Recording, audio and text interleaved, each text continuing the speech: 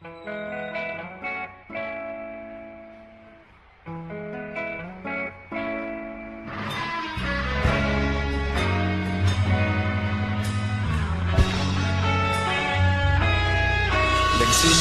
ang lahat sa eskwela, nagsama-samang 12 sa kalokohan at sa tuksuhan, hindi maawat sa isa't isa.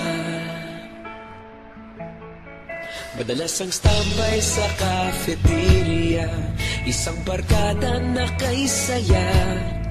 Laging may hawak-hawak na gitara, konting udyok lamang kakanta na.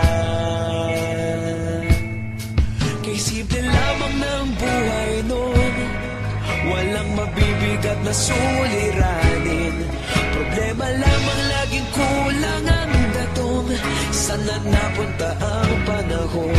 Sana nga ba? Sana nga ba?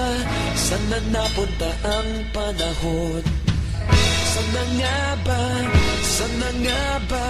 Sana napunta ang panahon? Sa unang ligaw kayo'y magkasama, magkasabwat sa pambobola. Walang sikreto kayong tinatago, okay sarap ng samahang barkada.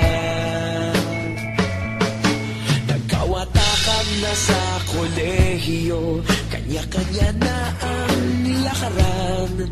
Kahit minsan na lang kung magkita, pagkakaibigay hindi nawala. At kung saan na napadpad ang ilan, sa dating eskwela meron din naiwan. Meron pa ng mga ilang nawala na lang, nakakamiss ang dating samahan. Sana nga ba? Sana nga ba? Sana nga bang barkada ngayon? Sana nga ba?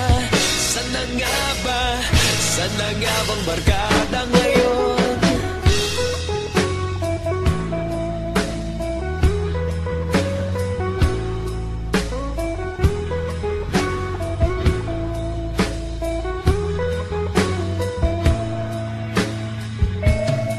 Ilang taon din ang nakalipas, wala pa sa aming tatay na nagsusumikap upang yumaman at guminhawang kinabukasan. Paminsan-minsan kami nagkikita, mga naiwan at natira.